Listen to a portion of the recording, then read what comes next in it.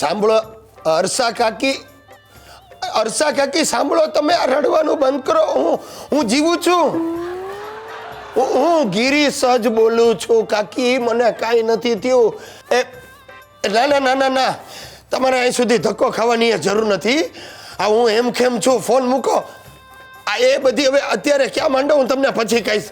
આ પોસ્ટકાર્ડ લખીશ, જાઓ મૂકો કાકી. આ જય શ્રી કૃષ્ણ. હે ભગવાન, ભાઈ મારો છૂટકો નથી. એક પછી એક ઉપાધિઓ આવે જ રાખે છે. હમણાં શેની મોકળ ચાલે છે ખબર છે? આ બધા સંદેશાઓ આવે છે, ફોનો આવે છે, બધા ખરખરો કરવા માટે. અરે ભાઈ, આ 10 દિવસ પહેલા હું કાંઈક માંદો પડ્યો, ઓફિસમાં બેઠો તો ને એકદમ ઝાડ ચડી ગઈ. ત્યાં સ્કૂટર પર બેઠો ને અમારો જોબન પુત્રા મને ઉતારી ગયો, અને કેમે કરીને તાવ ઉતરે નહીં.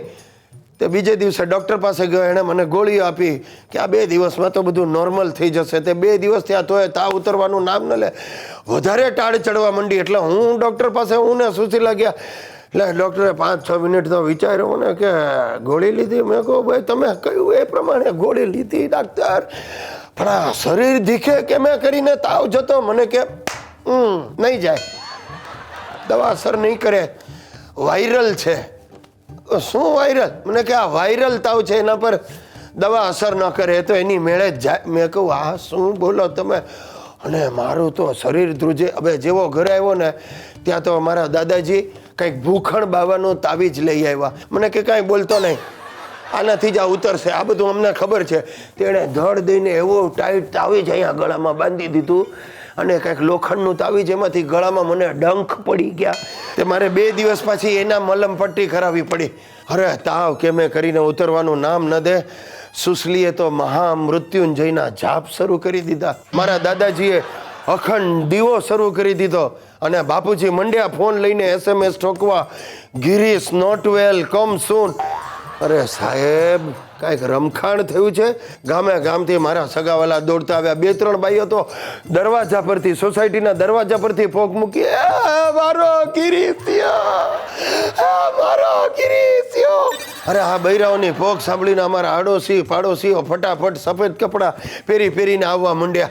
અને સાચું કહું, નિરંજના બેને મારી આશા જ મૂકી દીધી હતી. અને ત્યાં જ લગભગ 75-76 વર્ષના અમારા શિવરામ બાપા ઘરમાં દાખલ થયા. પોતે જવાના ઉંમરે ઊભા હતા. હવે આમ લાકડી હેઠી નાખી અને બાપુજીને વળગી પડ્યા.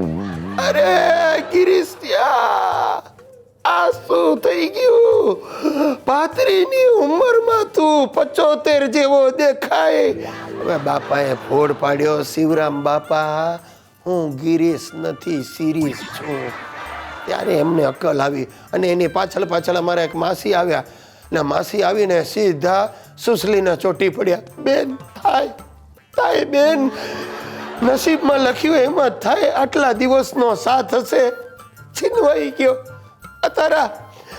તારા માસા પણ આવી જ રીતે 2 દિવસના તાવમાં ગયા. પણ તું ચિંતા નહીં કર બેન, હજી તું જુવાન છો, કોઈક બીજી વાર શોધી કાઢી હશું. અને સુશલીનો ટેમ્પર ગયો, એણે માસીને માર્યો ધક્કો. ઓ રે કરતા શિવરામ કાકા પર પડ્યા, ને બંને ડોસલી કણસતા ત્યાં પડી રહ્યા. સાહેબ, આ વાયરલ તાવે 2 દિવસમાં મને મારું 12મું, મારું બેસણું ને ઉઠામણું બધું એક સાથે દેખાડી દીધું. હલો, હા જગદીશભાઈ બોલ લે. શું વાત કરે? ઉઠમણાની જાહેરાત મારા? અરે ભાઈ પાછી ખેંચી લે. હું જીવું છું જગદીશ, હું પોતે તારી સાથે વાત કરું છું. હા, અરે સુધારો છાપ. અરે ભગવાન. નમસ્તે. મને ઓળખી? ના ઓળખી? ક્યાંથી ઓળખો? હજી સુધી મને મારા પતિદેવે નથી ઓળખતા. હું મિસિસ ગુજ્જુભાઈ, એટલે કે સુશીલા ગિરીશ કુમાર. એ નવા બેઠા છે ને, એટલે મેં તમારી સાથે વાત કરવાની તક ઝડપી લીધી. મને જોઈને ખુશ થયા ને? એને અરે શું મંડી તું એને કરતી? તું શેની વાતો કરવા મંડી? મારું વાટતી હતી? અરે હોય કઈ, હું તો તમારા વખાણ કરતી હતી. હા, કે મેં 16 સોમવાર ને 2 વ્રત કર્યા, ત્યારે તો તમે મને મળ્યા. હા, મેં એકે વાર ને એકે વ્રત ન કર્યા એટલે તું મને મળી. અરે ભગવાન બદલો લે જ છે. બરાબર છે, ભગવાન બરાબર બદલો લે છે. મેં માગ્યા તા મહાદેવ અને મળી ગયો પોઠિયો. ચૂપ કર, આ બધા સાંભળે છે, ખરાબ લાગે. તું અંદર જા જા. જુઓ, હું તમને કહેવાની હતી કે મને મારી બા, બાપુજી ને ભાઈની ખૂબ યાદ આવે છે. અરે ગાંડી, તો યાદ શું કામ કર્યા કરે? એટલે લે આ પૈસા લે, આ ટિકિટ કઢાવ ને આજે જ માણાવદર જઈ આવ. 1-2 મહિના રહેજે અને બાબા પૂજીને મારી યાદ આપજે. હા, તે તમે જ આપી દેજો ને.